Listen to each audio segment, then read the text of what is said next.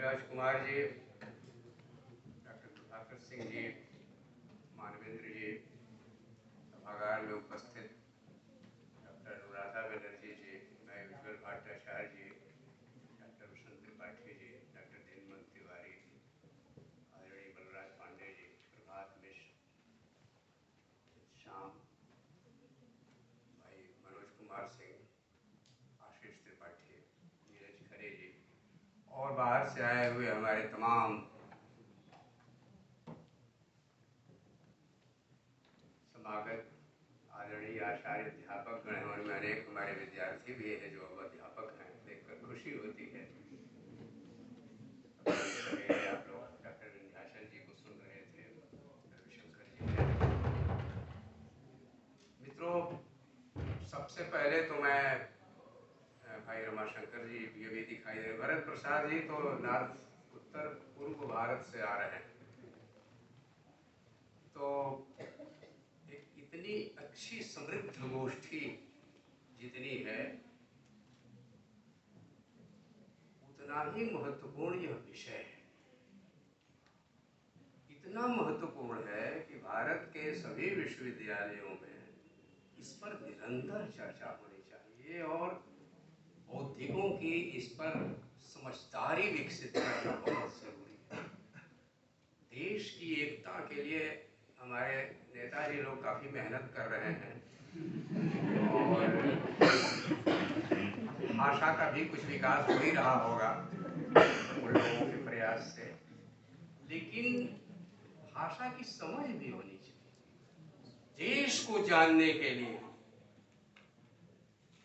देश की बहुभाषिकता को जानना बहुत जरूरी है। बहुत बड़ी परियोजना है यह, बहुत जरूरी परियोजना है यह।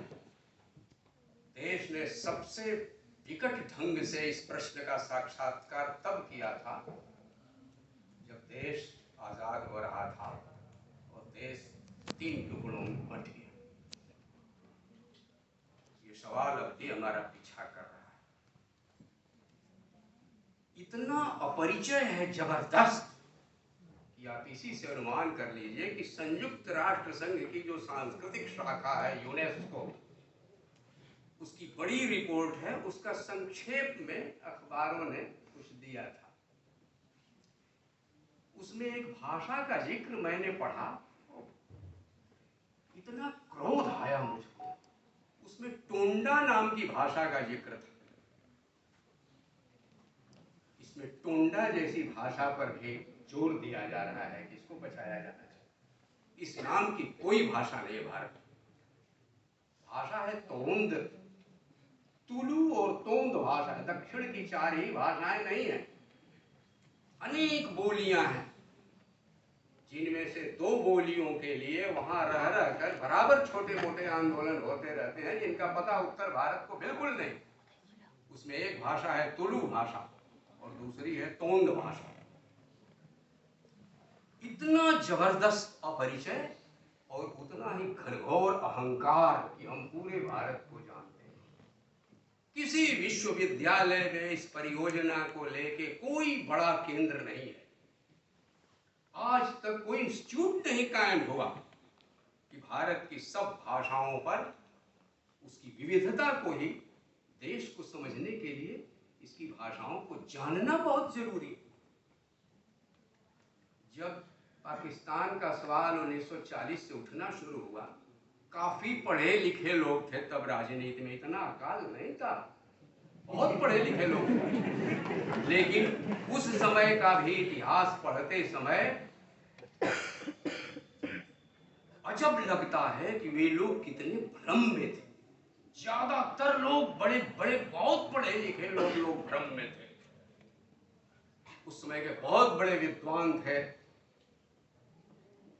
डॉक्टर आम्बेडकर, लेकिन उनके भी लेख पढ़िए तो आपको समझ में आएगा कि कितने बड़े बड़े लोगों को कितने बड़े बड़े भ्रम थे।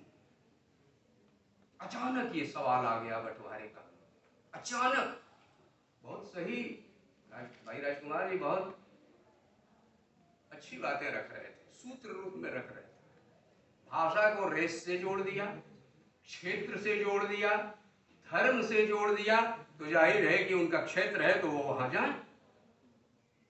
इसी में समाधान दिखाई दे रहा था। आम्बेडकर साहब के साहित्य में लिखा हुआ है कि बंटवारे का मौलिक सुझाव मेरा था, लिखा है। समस्या को पार पाने का इससे अच्छा उपाय दूसरा हो नहीं सकता। बहुत सारे लोग यही समझ रहे थे कि अलग अलग कर दो, अब झगड़ा समाप्त हो जाएगा। कितना बड़ा भ्रम था। इसलिए मित्रों, किसी का नाम गांधी जी और बहुत बड़े बड़े विद्वानों की तुलना में इस देश को ज्यादा अच्छी तरह समझते थे, बहुत अच्छी तरह समझते थे, बहुत निकट से इस देश को देखा था। फिर भी अनेक आपको गैप अंतराल मिलेंगे जिससे पता लगता है कि आप अंतर्राष्ट्रीय औपनिवेशिक षड्यंत्रों के सामने किस हद तक लाचार थे। उसका एक ही तरीका था, समझौते को न मानना और साम्राज्यवाद के विरुद्ध अनवरत संघर्ष चलाते जाना। हम नहीं मानते, हमको नहीं अभी आजाद होना, कुछ दिन हम और लड़ेंगे, लेकिन हम अपने ढंग से स्वतंत्र होंगे। समाधान का तरीका यह था। लेकिन सबको जल्दी मची थी, कई कई चीजों से छुटकारा पाना था। उस समय देश में बहुत बड़े बड़े जन आंदोलन चल 1946 से 1948 के बीच इस देश के इतिहास की चाल बहुत तेज थी, बड़ी तेज रफ्तार थी उसकी। ऐसी रफ्तार में या तो देश में क्रांतियां हो जाती हैं या फिर क्रांति प्रतिक्रांति में बदल जाती है और तब बड़ी बड़ी विपदाओं को झेलना पड़ता है। 4000 गांव स्वतंत्र हो गए थे आंध्र प्रदेश में, निजाम की हालत खराब थी।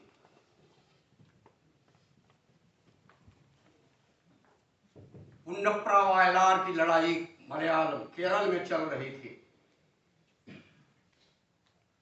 तमाम किसानों ने कई जगह आदिवासी क्षेत्रों में मार्च किया और उस क्षेत्र के सूदखोरों का घर में पहुंच करके उन्होंने सारे कागज कर्जा कुमाम के फाड़ के फेंक दिए, कहा हमारा राज चलेगा। बंगाल में तेभागा का आंदोलन चल रहा था, दंगे हो रहे थे शहरों में, कलकत्ता दंगे में डूबा हुआ था, लेकिन तेभागा के आंदोलन में कहीं दंगा नहीं था। हिंदू मुसलमान दोनों किसान मिल करके और तमाम क्षेत्रों में किसानों की तूती बोलते भागा, मतलब अब हिस्सा 3 हिस्से में लगेगा और 2 हिस्सा किसान का होगा, 1 हिस्सा खेत वाला ले जाओ।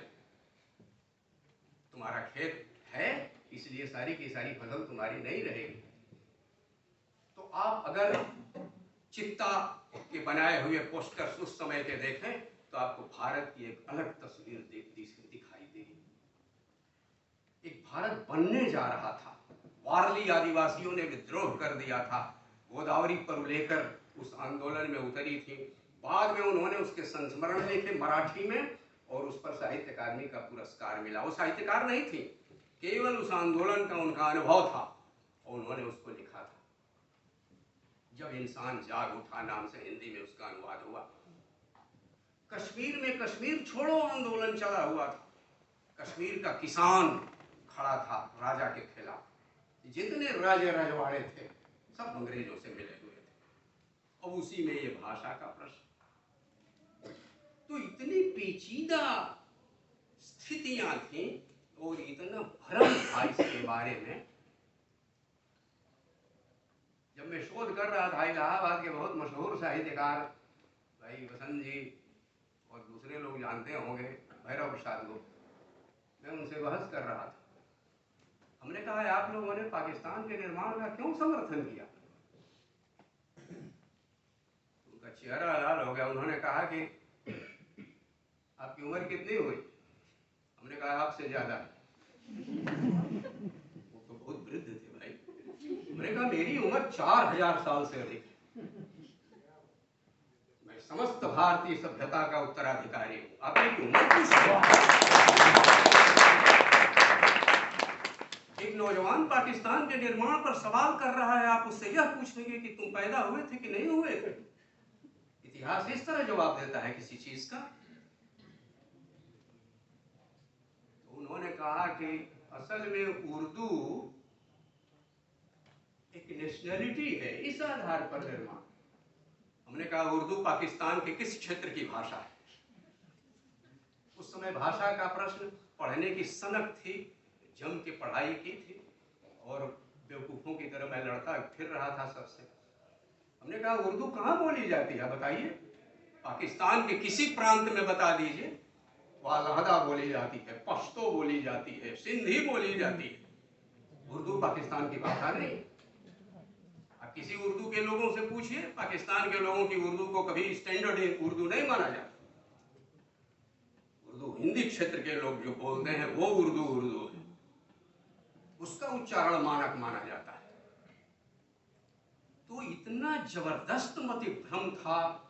राहुल जी ने मातृभाषाओं का प्रश्न नाम का एक निबंध लिखा था। अब राहुल जी से दिग्गज कौन था हिंदी क्षेत्र का, उसमें उन्होंने सुझाव दिया था 78 भाषाएं, मुख्य भाषाएं चुनी भारत की 78, नक्शा बनाया हुआ और भाषा के आधार पर इस तरह 78 प्रदेशों की उसमें कल्पना की गई।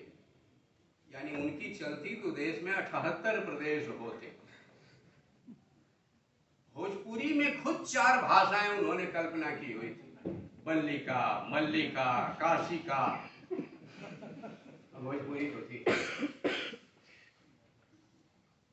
हमारे क्षेत्र में ही, हमारे घर में, अपने घर की स्त्रियों को देखिए, कोई बहू आरा से आई हुई है, कोई बहू छपरा की ओर से आई है, कोई बहू जौनपुर की है और कोई मिर्जापुर की है। क्या उन लोगों का आपस में संवाद नहीं होता? 4 भाषाओं के लोग हैं वो लोग। इस बनारस में आप रहते हैं, ठीक से बनारस को देखिए। बनारस बहुभाषी राज्य शहर है कि नहीं है?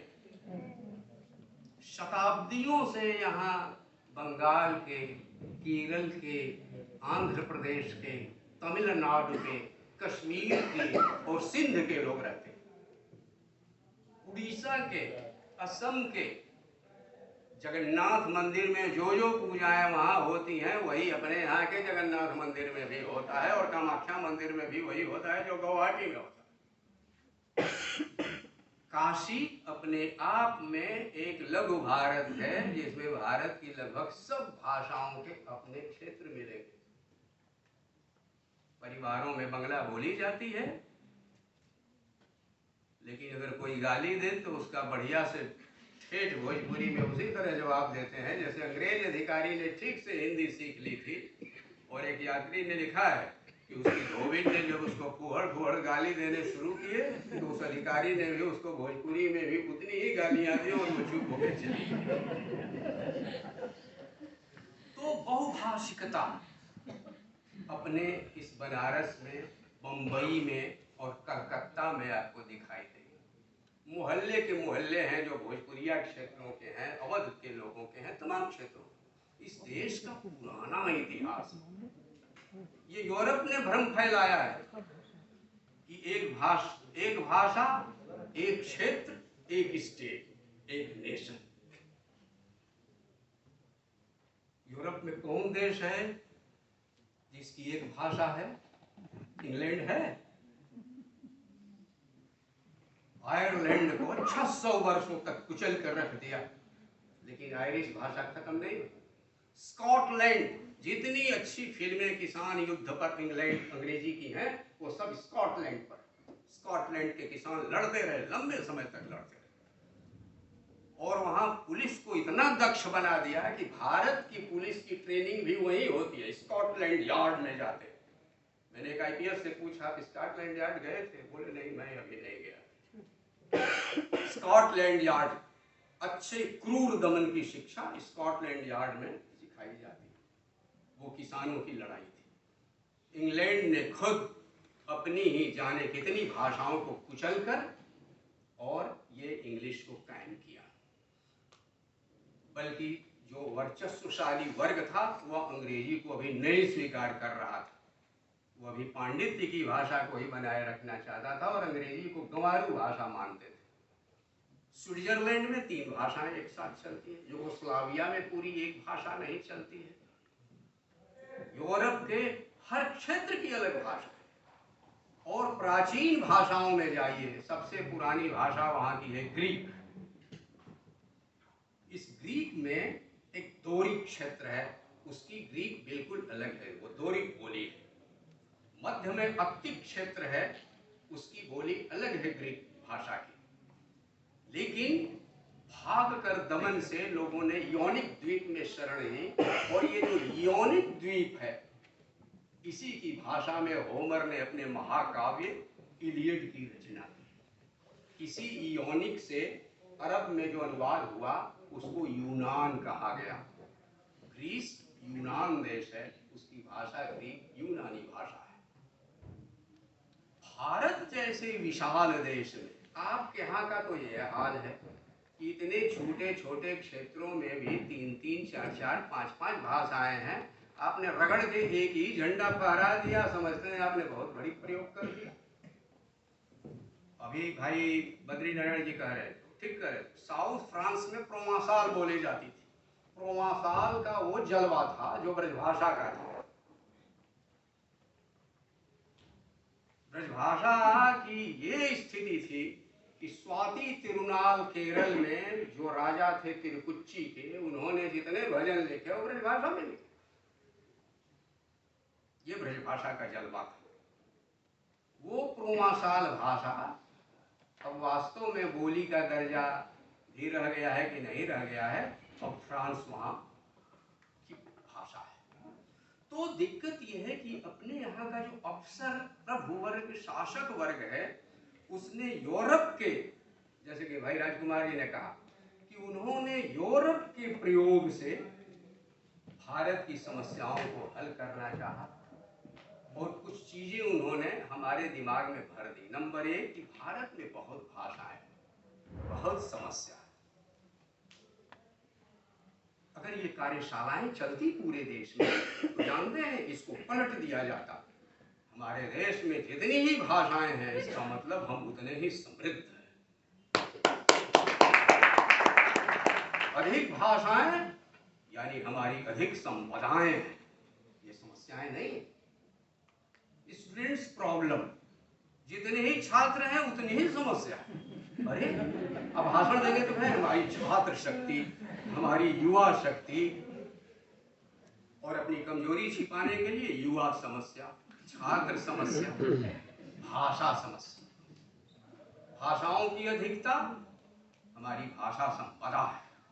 संस्कृतियों की बहुलता ये हमारी सांस्कृतिक संपदा है।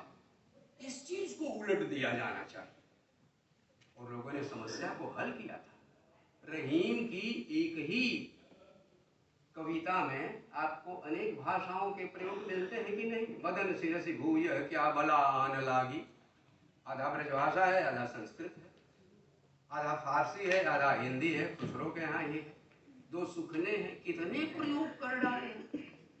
खालिक बारी वगैरह जैसे कवि कोश है जिसमें 6 भाषाओं के अर्थ दिए हुए हैं। आपकी इधर लिखी गई वो, और अलाओल ने उधर अनुवाद कर दिया पद्मावत का बंगला में। तो इस देश में अनुवाद की भी एक परंपरा थी, इतनी भाषाओं को साथ लेके चलने की भी परंपरा थी। अभी भी आप केदार घाट में रहते हो और दूध लेने जाइए तो जो ग्राहक मलयाली हैं वो उनसे ग्वाला जो है मलयाली में बोलता है, जो बंगाली ग्राहक है उनसे बंगला में बोलता है। तो मैंने सुना पहली बार कुरकुरे अम्मा कुरकुरे, मैंने दोहना, माँ धीरज रखो हम दोह रहे। पशुपाला गोपाला, पशुपाला में भैंसे का दूध, भैंस का दूध और गाय का दूध, उनके लिए अलग अलग शब्द। इतना काम भर का मलयालम वो भी बोल लेता है। विश्वनाथ गली तो अब रही नहीं, अब तो सब क्या हो गया है, कॉरिडोर हो गया। पुरानी विश्वनाथ गली में चेहरा देख के दुकानदार बोलते थे, चेहरा देख के बोलते थे, बंगला में बोलते थे। देखते थे कि कुछ नहीं प्रतिक्रिया हो रही है तो फिर कोई और भाषा बोलते थे। तो जो बद्री नारायण जी कह रहे थे व्यापार, मुख्य बात यह है कि राष्ट्र बनने की प्रक्रिया में, भाई बद्री नारायण जी राजकुमार जी ने जो कहा, तो वो सामाजिक विकास की एक प्रक्रिया है। आप आप उससे पलट नहीं सकते। हमारे आगे साम्राज्यवाद के विरुद्ध संघर्ष एक जरूरी काम था और पूरे देश को संबोधित करने की जरूरत थी। इसलिए देश स्तर पर सोचने वाले लोगों ने इतनी सारी भाषाओं के बीच किस भाषा के माध्यम से जनता को संबोधित करें, समस्या को हल करना उसी दिन से उन्होंने शुरू कर दिया। केशव चंद्र सेन अपने समय के सर्वश्रेष्ठ वक्ता थे। बकिंगम पैलेस में बुला के उनका सम्मान किया था इंग्लैंड के राजकीय वर्ग ने, ऐसे थे। उन्होंने, अब स्वामी दयानंद सरस्वती पूरे देश में संस्कृत माध्यम से शास्त्रार्थ करते हुए बंगाल पहुंचे थे और सब जगह दिग्विजय करते हुए पहुंचे थे। तो केशव चंद्र सेन ने उनको राय दी कि मैं आपको दो राय देता हूं, आप दिग्गज हैं, महारथी हैं, आपको कोई चुनौती नहीं दे सकता। दो सुझाव हैं मेरे। नंबर एक कि आप पूरे बदन पर कपड़ा पहना करें, सब जगह ये अच्छा नहीं माना जाता। सन्यासी थे ना, सन्यासी थे, तो केवल अधो वस्त्र धारण करते थे, ऊपर एक दुपट्टा बस। उनका नहीं, पूरा कपड़ा पहनिए, सब जगह ये अच्छा नहीं माना जाता। और दूसरे उन्होंने कहा आप हिंदी में बोलिए। उसके बाद ही सत्यार्थ प्रकाश की रचना 1873 में उन्होंने हिंदी में की और उसकी हिंदी देख लीजिए। उससे पहले की हिंदी है राम प्रसाद निरंजनी की भाषा योग वाशिष्ठ, मानक हिंदी, और वो भाषा पंजाब की लिखी हुई। पटियाला की रानी ने राम प्रसाद निरंजनी से सुना योग वाशिष्ठ हिंदी में, और वहाँ जो कातिब था वो उसको लिख रहा था, उसका संपादन हुआ और भाषा योग वाशिष्ठ सामने आया। हिंदी कब से चल रही थी? जितने वाकयात रजिस्टर मिलते हैं राजस्थान के राजाओं के, उन सारी रियासतों में वाकयात रजिस्टर वो हिंदी में है। इन रियासतों से भी पहले से व्यापार चल रहे हैं देश में, और व्यापारियों का जितना लेखा जोखा और पाया गया है अब तक, वह सब हिंदी। यहाँ की हुंडी मद्रास तक चलती थी भाई। ये जो शाह घराना है ना अपना, जिसमें डॉक्टर भगवान दास हुए और बाबू श्री प्रकाश वगैरह हुए, इन लोगों की हुंडी पूरे देश में चलती थी। तो ये सारा का सारा व्यापार और राजकाज ये हिंदी के माध्यम से हो रहा था। देश में पहले से ये सब चल रहा था। उसमें मुस्लिम व्यापारी भी शामिल हैं, वो भी हिंदी में सारा लेखा जोखा अपना रखते थे, उर्दू में नहीं रखते थे। फारसी राजभाषा थी, लेकिन 600 वर्षों तक राजभाषा रही। लेकिन बाद में उत्तर प्रदेश और दूसरी जगहों पर जो संयुक्त प्रांत था, उसके भीतर राजकाज में उर्दू जब लागू की गई, तब हिंदी को संघर्ष करना पड़ा। और आप जानते हैं कि 1900 में पारित करवाया मदन मोहन मालवीय ने कि हमारे न्यायालयों में देवनागरी लिपि का चलन हो, क्योंकि वो जिसको घसीटा हिंदी कहते थे ना, शिकस्ता ना, तो शिकस्ता में वो समझ में नहीं आता था कि चतुरु राय लिखा है कि जतरू राय लिखा है कि बतरू राय लिखा है। नुक्ता जो है वो 3 का 1 भी हो जाता था, 2 भी हो जाता था, कुछ का कुछ पढ़ा जाता था। तो वकील थे, मालवीय जी ने इतने उदाहरण दिए और 10,000 लोगों का दस्तखत, वह सब पेश किया और 1900 में जाकर तो ये संघर्ष करना पड़ा।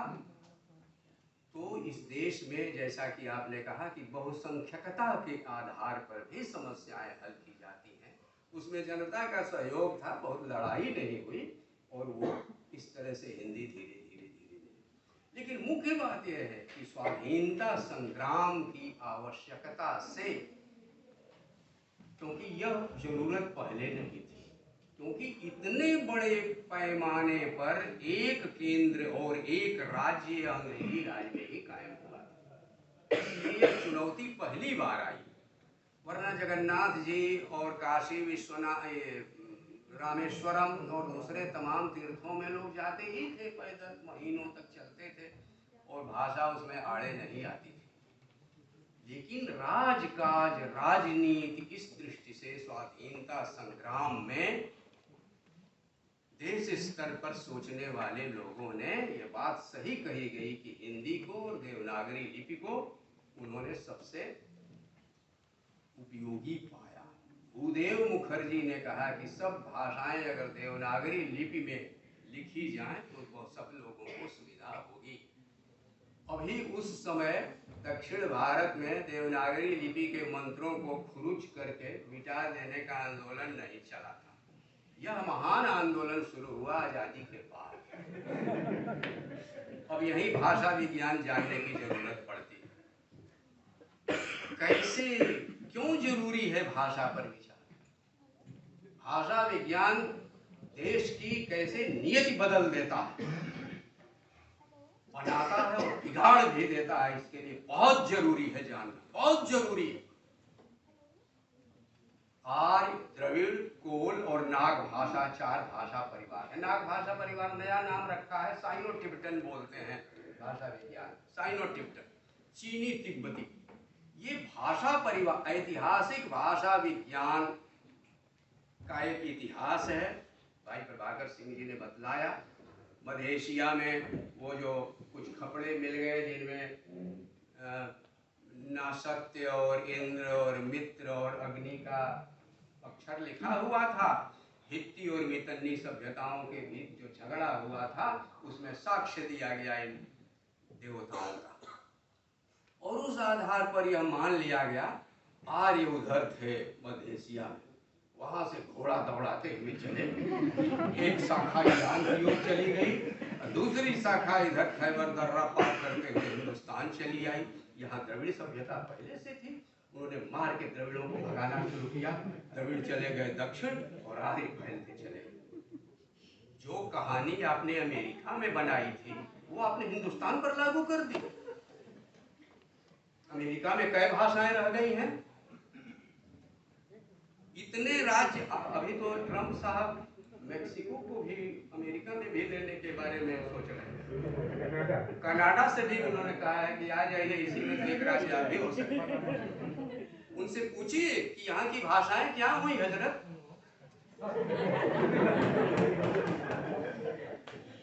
खत्म कर दिया, लोगों को मार डाला तो भाषाएं भी खत्म हो गई।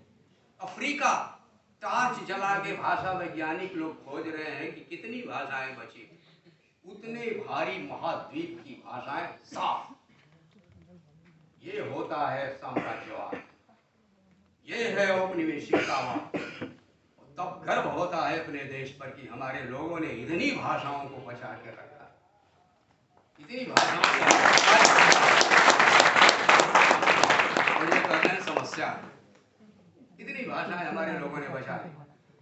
तो मित्रों, ये जो भाषा परिवार की कहानी, भाषा विज्ञान इसीलिए जरूरी है कि अब नया पुरातत्व और नया जो एंथ्रोपोलॉजी है इसका विकास, क्योंकि विज्ञान है ना, तो विज्ञान में नई नई चीजें आती जा रही हैं, तो नए निर्णयों को आपको स्वीकार करना चाहिए।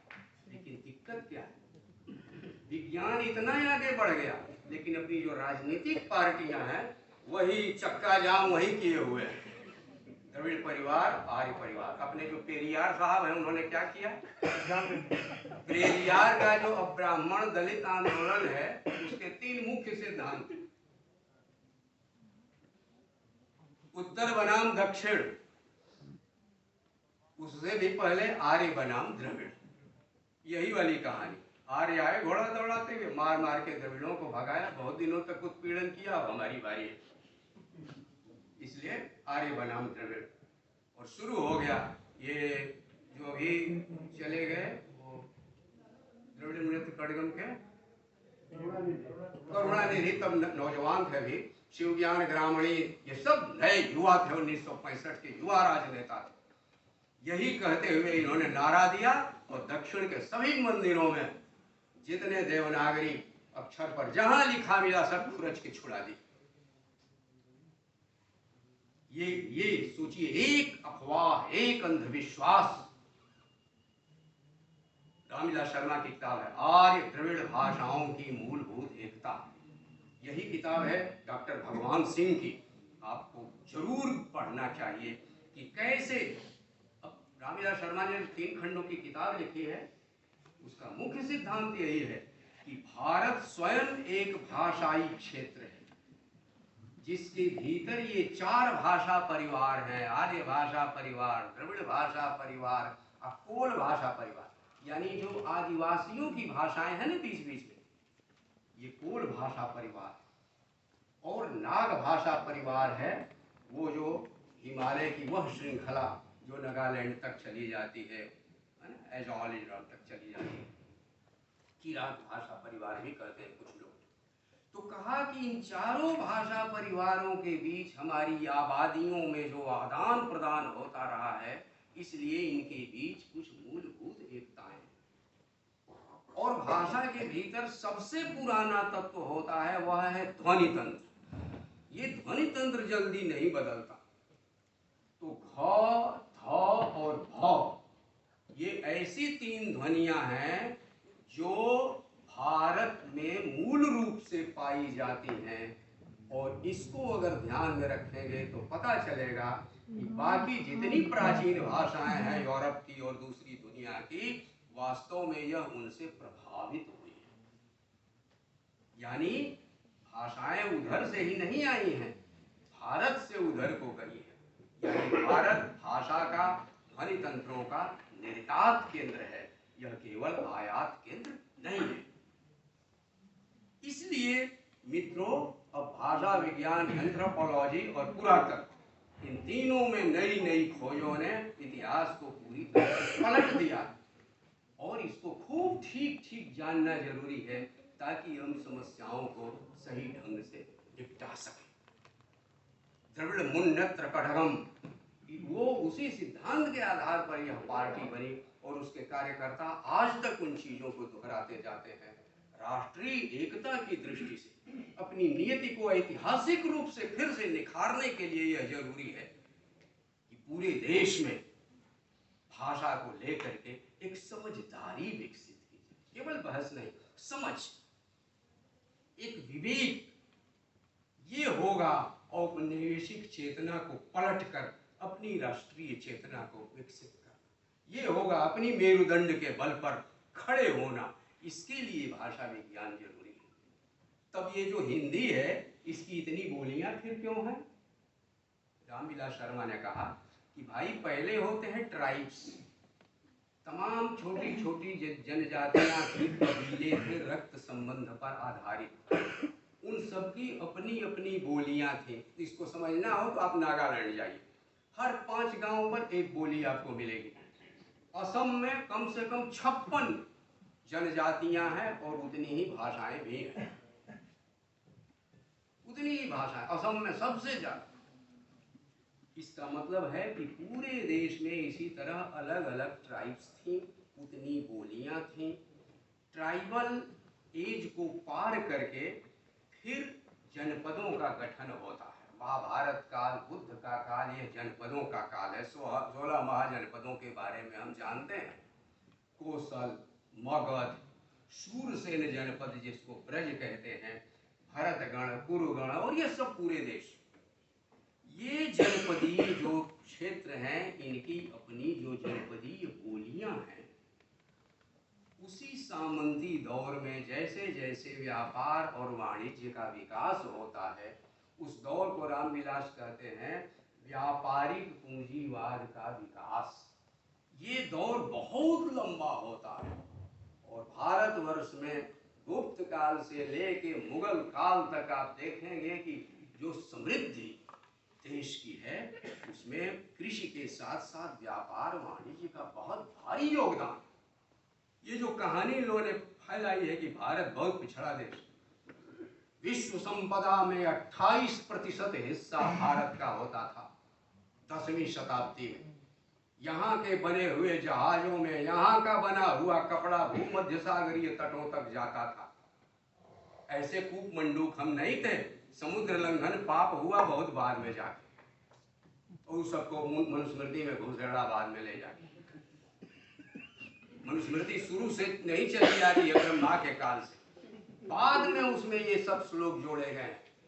भारत हमेशा से समुद्र लंघन को पाप नहीं मानता था, तमाम दुनिया में वह जाया करता था। तो मित्रों, इस तरीके से आप पाएंगे इस व्यापार वाणिज्य के माध्यम से भारतीय भाषाओं के ध्वनि तंत्र दूसरे देशों में गए और इसके जरिए बड़े बड़े कौमी बाजार कायम हुए। जब कौमी बाजार कायम होते हैं तो अनेक जनपदों के बीच एक बड़ा शहर उभरा, एक बड़ा बाजार कायम हुआ। तमाम जनपदों के लोग वहाँ आते हैं व्यापार बिजनेस करने। तो उसमें तमाम बोलियों में से किसी एक जनपद की बोली धीरे धीरे बाजार की भाषा बन जाती है और ये होती है जातीय भाषा, ये होती है कौमी जुबान। इसीलिए दिल्ली और आगरे के आसपास की ये जो खड़ी बोली है वो ब्रजभाषा के साथ मिलती जुलती धीरे धीरे धीरे धीरे आधुनिक जातीय भाषा के रूप में विकसित हुई और बाकी जो बोलियां हैं उनकी भूमिका जनपदीय बोलियों की रह जाती है। सारी दुनिया का लगभग इतिहास भाषाओं का इसी प्रकार का है। इसीलिए भोजपुरी को, अवधी को, ब्रजभाषा और अवधी तो बहुत श्रेष्ठ भाषाएं रही हैं, लेकिन जब आधुनिक हिंदी जातीय भाषा बन गई, पूरे हिंदी क्षेत्र की अपनी भाषा बन गई और आगे चलकर सेतु भाषा या संपर्क भाषा भी बन गई पूरे देश के लिए, तो बाकी जो हैं उनकी भूमिका बोलियों की हो गई। इस चीज को समझना होगा, ये केवल हिंदी क्षेत्र का मामला नहीं है, ये सभी प्रदेशों में। तब इसको कैसे गठित करें? ऐसा नहीं है कि देश ने नहीं किया है। असम में उन्होंने क्या किया कि कार्बी आंगलोंग एक क्षेत्र है, उसकी अलग भाषा है कार्बियाई और आंगलांग की। उन्होंने कार्बी आंगलांग ऑटोनोमस रीजन बना दिया, उसका अलग चुनाव होता है, उसको अलग ढंग से प्रबंधन करते हैं। तो होना यही चाहिए कि जैसे हमारे मित्र कह रहे थे प्रभाकर जी कि वो 8वीं अनुसूची में दर्ज कराने के लिए हस्ताक्षर चल रहा है, तो क्या हो जाएगा उससे? मुख्य बात यह है कि आप ऑटोनोमस रीजन्स, प्रदेश एक होगा और उसका ऑटोनोमस रीजन बीच बीच में जो उनकी मांगे हैं, जो सांस्कृतिक उनकी आवश्यकता है, उनको पूरा करने के लिए उसी के भीतर प्रबंध किया जाना चाहिए। और ये कोई नया विचार नहीं है। जब भाषा आधारित प्रांत निर्माण हो रहा था और उसकी कमेटी ने जब सबसे राय मांगी थी, तो उस समय की कम्युनिस्ट पार्टी ने हिंदी भाषा के आधार पर एक बड़ा प्रांत बनाने की उन्होंने उसका सुझाव दिया था। हिंदुस्तान प्रांत वो होना चाहिए और वह प्रांत जो होता उसमें यूपी, बिहार, झारखंड, उत्तराखंड और मध्य प्रदेश, छत्तीसगढ़ ये सब होता। तब लोगों ने कहा कि बड़ा, जैसे अम्बेडकर का कहना था कि बड़ा प्रदेश ठीक नहीं, विकास के लिए छोटे छोटे प्रदेश होने चाहिए। झारखंड का कितना विकास हो गया, उत्तराखंड अलग हो गया, उसका कितना विकास हो गया, अब भोजपुरी वालों का एक अलग प्रदेश बनने वाला है ना। अगर मान लीजिए मुख्तार अंसारी की कौमी पार्टी उसमें उसका शासन हो जाता तो कितना विकास होता। इन छोटे राज्यों में इस तरह की छोटी पार्टियों के राज्य बन जाने की बराबर संभावना रहेगी। इसलिए कुछ पुराने विचारों को हल्के में लेके उसको उड़ा नहीं देना चाहिए। इसलिए मित्रों, ये बड़ा देश है, समस्याएं भी बड़ी हैं, एक व्याख्यान में उसकी तस्वीर भी पूरी नहीं रखी जा सकती। मैंने मोटा मोटी रामविलास शर्मा की जो स्थापनाएं हैं उन्हीं को आपके सामने रखने की कोशिश की। तो आप लोग इतने ध्यान से सुन रहे हैं, मुझे बहुत अच्छा लग रहा है। इसलिए मैं आपसे ये निवेदन करूंगा कि अगर आप इसके प्रति गंभीर हैं तो आप रामविलास जी की भारत की भाषा समस्या पढ़िए, भाषा और समाज पढ़िए। भाषा ऐसा नहीं कि एक ईश्वर से सब पैदा हुए इतने लोग, उसी तरह एक संस्कृत भाषा से सब भाषाएं पैदा हुए, ऐसा नहीं होता। भाषाओं में ये नहीं होता। भाषाएं पहले ज्यादा रही होंगी, धीरे धीरे कम होती चली गई, यही मुख्य बात है। वैदिक युग की भी कई भाषाएं रही होंगी, लेकिन उनके शिलालेख नहीं मिलते।